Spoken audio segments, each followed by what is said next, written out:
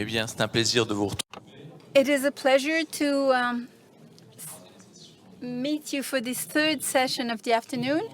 So what nutrition for tomorrow? And we're going to try and reflect on this and what will we cultivate in the next 20 years and how to free ourselves from animal proteins. So to reflect on all of this, we have Thierry Blandinière, who is on your left. He is the general manager of InVivo,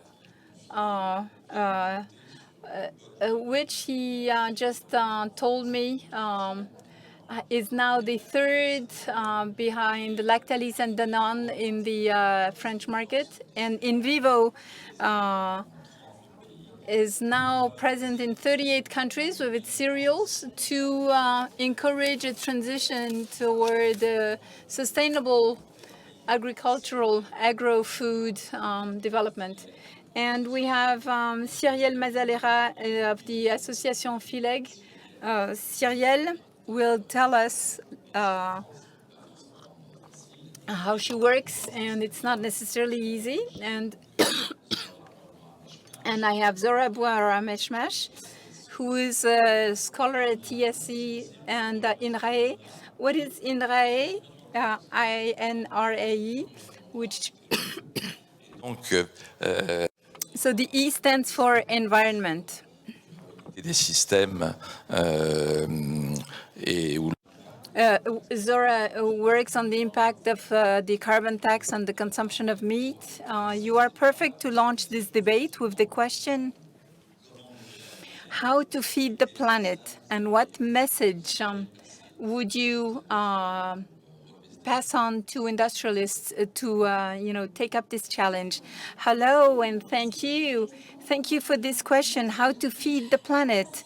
It's not an easy question, indeed. A first element maybe would be that it is not the same problem or problematic of feeding the planet when we live in a free country, in a rich country, or a poor country, because the subject is complex and the complexity is related to the place where you live. More generally, the idea is that we need to try to give access to each to quality food, healthy in enough sufficient quantity, and affordable, which is already a difficult equation. And on top of that, we have to add all our targets of common good applied to food, to nutrition. That is, it has to be respectful of the environment, climate, biodiversity, soils, water, and because all of that is not sufficient, a dimension that is economically just and fair and provides fair remuneration to each so that it complies also with the expectations of consumers. So that is the task that we have to take up.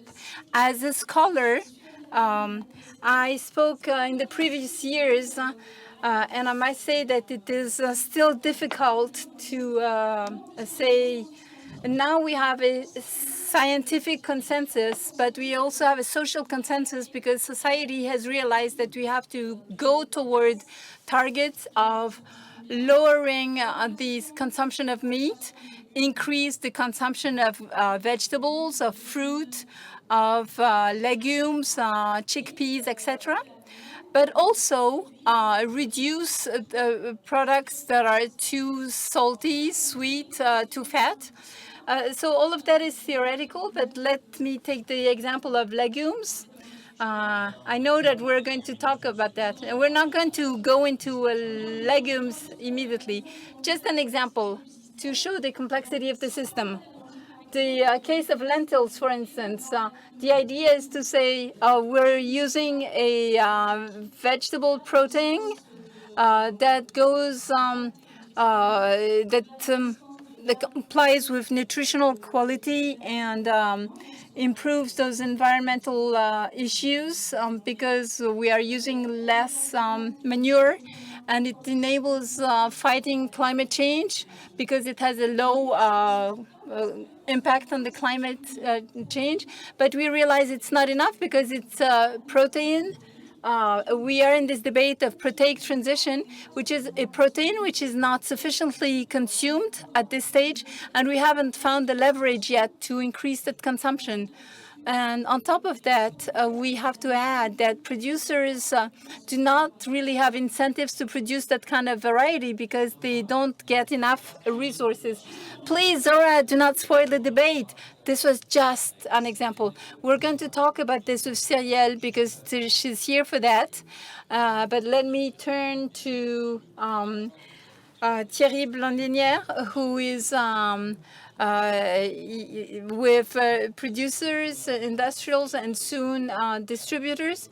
So the 4 or 5 targets that Zora has spoken about, do you share them? Are you happy with that, or do you think that's a bit complex for us? Hello, all. In fact, the complexity is the world of today, and we have to manage that. We work a lot with INRAE. InVivo and INRAE collaborate on pilot farms to demonstrate that what Zora said is possible, that is to engage the agriculturists in a transition for sustainable transition. You cannot go see the cereal growers and tell them you have to grow legumes because it's going to be a challenge for them that they cannot take up. So we have to engage cereal producers toward an agricultural transition that leads them into transitioning, rotations over 3-4 years, 4 or 5 years. If we talk about soy,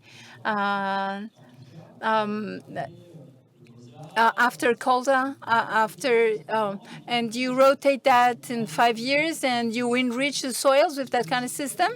And this system enables you to protect biodiversity, protect also the income of the farmer. I will talk about that later because you need to have some kind of financial stability to engage the majority of farmers. We have to go to figures and see that. And the idea behind all of this is that you tell them we establish a compact or an agreement over 4 or 5 years, and we more or less present them with an almost guaranteed income. So this is something that we do in organic. Costs a lot of money, but we have to do it, and we have to do it in sustainable development because the risk today is about 150 euros per hectare or 200 euros per hectare of revenue or income loss. So the notion is how to finance this risk, and there are different levers demonstrate that the quality of soils that is improved, it becomes a carbon sink that can be remunerated with carbon credits. So does that exist, a carbon credit for farmers? Yes, it does exist, but the income today is not high enough. We started from the low carbon label, 20 euros a ton. We're moving toward 80 euros a ton. So we're going in the right direction because right now we're at 60 euros per ton. And the customer, also the client, the industrialist, when we engage, have to agree and collaborate in this transition and agree to, in fine, accept to pay that 60 euros a ton for a product. So this could be an opportunity because tomorrow we might lower our prices. Let's keep a package to finance sustainable agriculture. And the third lever, so this is more than the governor of Banque de France, who may not agree with that proposal of lowering prices gradually. I'm just saying, as an aside, well, we have to have the consumer to see that the consumer wants to have a sustainable agriculture at a fair price. And today we have very strong increases, 10% of food prices. Maybe things will get lower by the end of the year. And I hope that purchasing power might increase. So if you project onto January of next year, we are probably going to reach some kind of balance.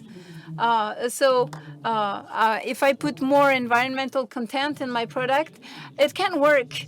And I think that it can be relevant. So we are at this moment, we're hinging, we're on the a tipping point where we could accelerate this agricultural transition. If I go back to figures, 150 to 200 euros per hectare, one third, the premium paid to the by the client, and one third by the reform of the common agricultural policy. So we're going toward the new direction, and this is why Cyrielle Mazera, who is with us today, is here to explain what her association is, FILEG, F-I-L-E-G. Why was it created, and whence her passion for legumes? Hello all. Thank you for giving me the opportunity to introduce FILEG. FILEG is an association that was born of a collective idea that was championed by players in the agricultural world, representatives of consumers, and this is an initiative born in Occitanie, our region, to promote in a structured and sustainable way legumes. And by 2030 to have a network that is structured. We have 100,000 hectares of legume production fields. What are legumes? Soy, indeed, for 53% of the distribution of agricultural land. The peas and lucerne, 10% for dry legumes, lentils, and chickpeas, beans. We have a very good margin of progression to integrate these crops in our rotation. So the target is to double the production and go toward 200,000 hectares by 2030. How do you convince producers? Because if you consider what Thierry said, it's not self-evident because the producers are going to lose revenue. Of course, absolutely. Putting soy aside, a producer of lentils today is convinced that he is cultivating lentils and that it is fundamental for his system, his crop system, because lentils are beneficial in terms of the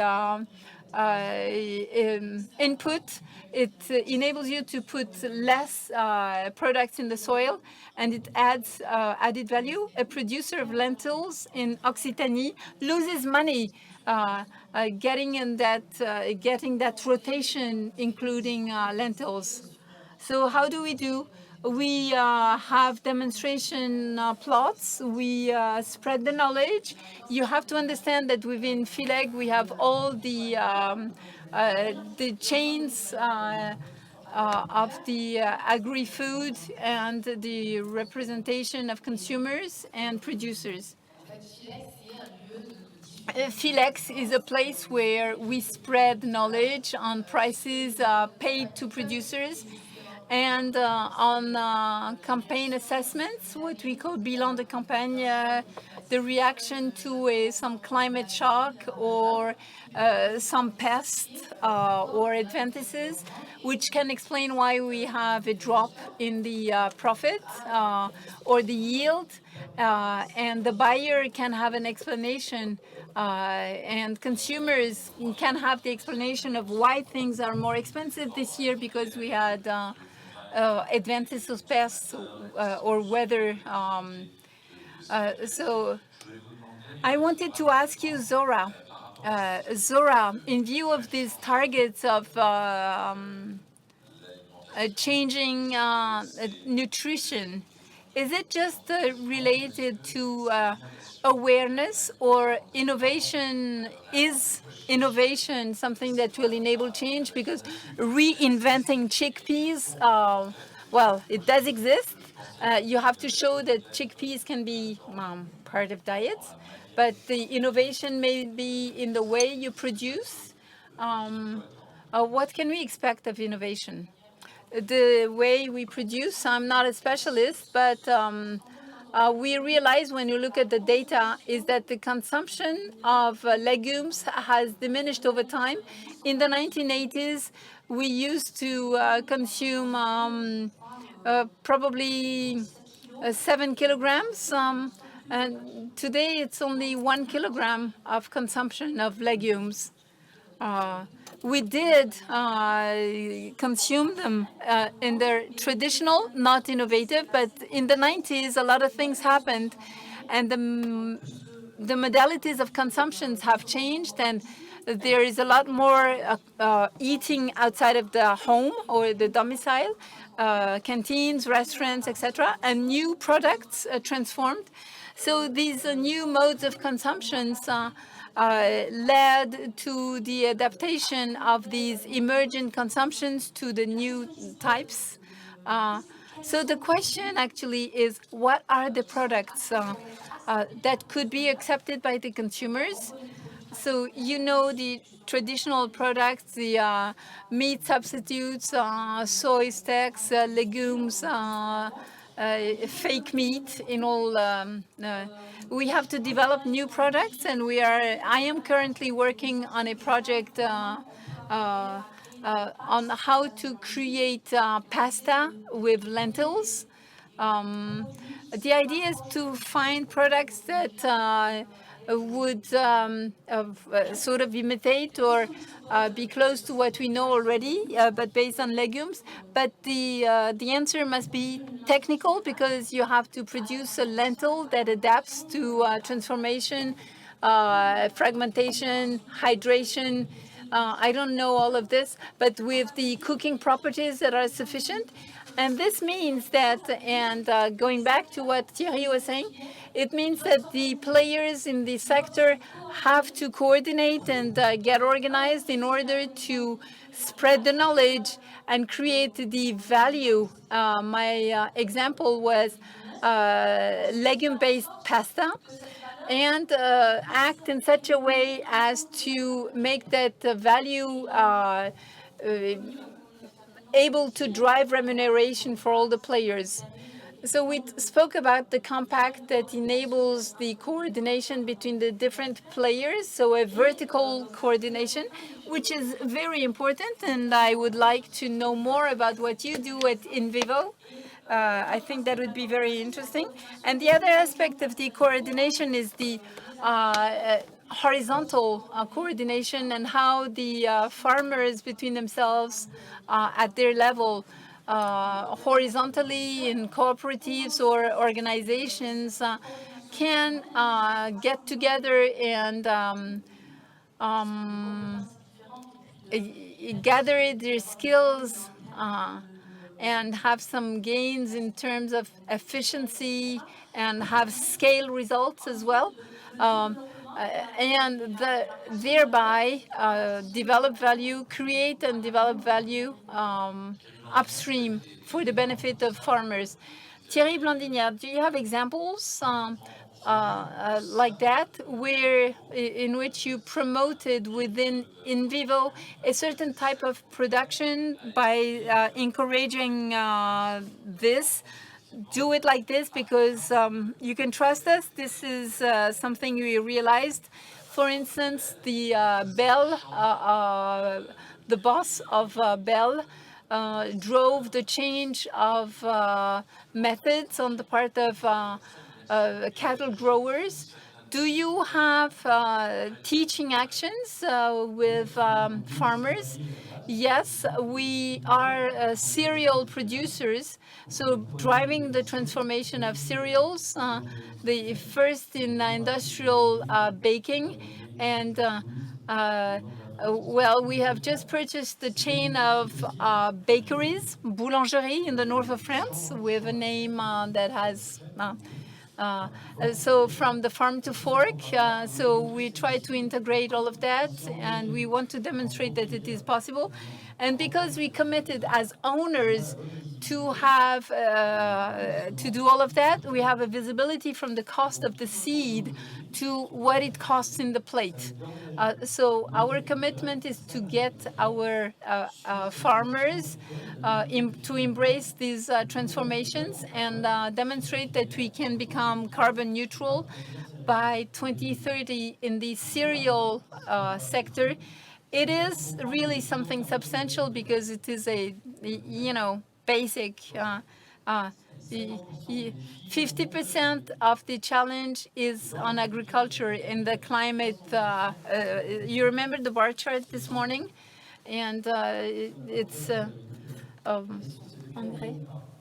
So what type of manure are we talking about? So if tomorrow we're talking about if we want to delocalize the production of fertilizers, thank you. When we talk about sovereignty on fertilizers, we're fully dependent on importation. We import everything because Total Energy, they have stopped producing fertilizers, so we are now importing 100%. We used to import from Russia and now from Norway. So it means that we are dependent. Because if there is no fertilizer in France, there is no agriculture. So we have this plan, and the BPI, the British, not British, but the French bank for the industry, is engaged in this. So this is essential for food sovereignty in France. And we have to think of fertilizers based on renewable energies. This is possible. Of course, it's 2.7 billion to create the factory. But there is also a cost of management of the waste. How to use the lever to tick the box and get production back in France and become sovereign and ensure our food safety. So these are challenges on a large scale. And there is also another way, which is the one that Cereal proposes, which is to have crops that demand less fertilizers. So before I hand over back to her to see how she preaches the good word to the distributors, this idea, after you exit this round table, are you going to say, well, I am going to defend the farmers and win them over to growing more legume crops? Is this something? Yes, I will answer. You're going to be surprised by my answer, but I will answer that yes, I'm going to advocate this after this roundtable. So I'm going to talk about a group which is called Avril, I think. Sorry for the name, I may misspell it. They do legumes. We had a partnership to reinforce the position of Advil on the cluster of green proteins. So we are stockholders, and we encourage them also in their model of vegetable proteins. It is complementary because we are doing cereals, and they're into colza. Avril. Okay. So you have In Vivo and Avril. You have two players. They may both have enough financial surface, and this can really be a game changer. So for fertilizers and the energy mix, you have organic fertilizers for the circular economy. You spoke of new technologies, and you spoke about artificial intelligence. All of this and data, big data, are going to change agriculture, and this is something that we invest massively to get that transition agriculture, produce more with less, but that's another topic. I would like Cyrielle to complete her demonstration, and I would like her to tell us how you can convince downstream. So now it seems that she has convinced upstream. How are you going to convince downstream, the end users and consumers? Well, our actions actually cover the upstream to downstream scope. We also have actions toward consumers. So today, to get back to figures, there's an average of 2 kilograms per year per inhabitant in France of legume consumption, whereas we should be consuming 10 kilograms per year per inhabitant, which implies twice per week. So there's a good margin of progression. The consumers from the north of Europe actually fulfill that goal. So it's a bit like Soviet-style planification, because if you say twice a week, so how do you create the desire? So Paul Sibrack was telling us that each sacrifice demands or requires some reward. So what would be the reward? We are working on several actions. For collective catering, in order for legumes to be incorporated in the menus in school cafeterias. So we train chefs to integrate more creativity, diversity of legumes that we know in Occitanie. So from the appetizer to the dessert. Très bien. And it seems to work extremely well, actually. Second type of action, we do work with restaurant owners and caterers in the Toulouse area for them to buy more legumes in order to show how creative they can be when using them.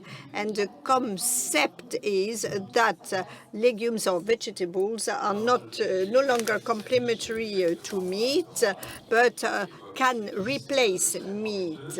And this is extremely promising. What about the hindrances, obstacles to this type of transition? What would you say? Well, in fact, to be clear and honest, we know how much internal investment is needed in order to make up for the environment-related issues. Legumes are quite sensitive to extreme climate conditions. They don't like extreme heat. They don't like hail. They don't like strong rains, etc. These are major challenges. That means huge investment to identify the best possible and the best suited seeds in order to adjust to the requested transition. There are also processing challenges. Huge investments are requested in this sector, and we must also convince consumers we must encourage consumers to go for these legumes, and that means the consumers have to kind and change their diet, and we can observe some slight changes, but these changes are still minute. How to change scale? How can we co-construct things together? That's a word I like, co-construction. And how can researchers, agronomists, large retail industry, supermarkets, hypermarkets, etc., and the processing industry can work together to change production and consumption habits? Well, I mean, even in the farming sector, in the farming world, people do take the carbon tax issue into account and on board. Could we have a state of the art of the current situation and see whether the carbon tax and food habits are really related and if things can be changed. Well, I would use the expression, the word carbon credit and not carbon tax. This, it's true for all types of production, including cattle industry, and we are not talking of. We have to think globally. I mean, our region plays a major part, of course, in all this, but we have to think globally. I was in the States in the last few days. I was in the Midwest, the American Midwest, with these damned and evil producers. Well, of course, the situation is different there, but for all that, the American farmers are already largely committed to transition. This may be greenwashing. We also see exactly the same trend in the research area, and they are doing quite a lot, and Canadians too they are doing even more, and they have a good positive evolution. And I can see major corporate groups financing. I can see them financing some farmers, some farming units, so that they can be more effective, more efficient in terms of transition. And we would like to create a quotation on the Chicago Stock Exchange for green wheat and premium green wheat. That would be a good positive contribution to a scale change, a shift in scale too. And we need all the players to sit around the same table and see how to initiate this transition. There is a high expectation among consumers, of course. More and more players are ready to go for it, and of course this has an impact on the stock exchange, but not only. And we have to do it jointly for major crops, but not only, and at international level with CIRAD, all the foundations, etc., and so on and so forth. So, well, there are two questions concerning meat production, but may I just add one word to what our previous speaker said? Just one point concerning the carbon tax. We do not pay the right price for the meat, and if we take on board externalities and others, price could be multiplied by 2. Actually, price of meat could be multiplied by 2. And even if there are some weak impacts or effects, this is what happens, and we have to be. We are sure that the impact is much higher than what we are observing now. And let me add one point. So there is a decrease in meat consumption, that's for sure, but to the benefit of other products which may have lower quality, lower nutritional value. Just one last word. Let's take 1 kilo of beef meat. What about the share of carbon? Well, for 1 kilo, for one beef kilo, we would multiply the price by 2. So that means you are saying that the carbon share is not included in the current beef price. If it were, the price would be multiplied by 2. Let me go back to meat. When it comes to innovation, we have already observed that meat could be synthesized. That's for Zora. And second question, more general question actually, is there a future? Is there a real future for meat producers? I know what your answer is going to be, but well, I rather answer the second question. Well, when it comes to the second question, let me just tell you that there are other examples here and there with concerning wine and vineyards. We have to decrease wine consumption because the wine has detrimental effects on human health. And concerning this issue, what about it? The question is, what about the future of vineyard and wine production? The vintages and vineyard producers say that the best solution was to increase vine stocks, for instance. And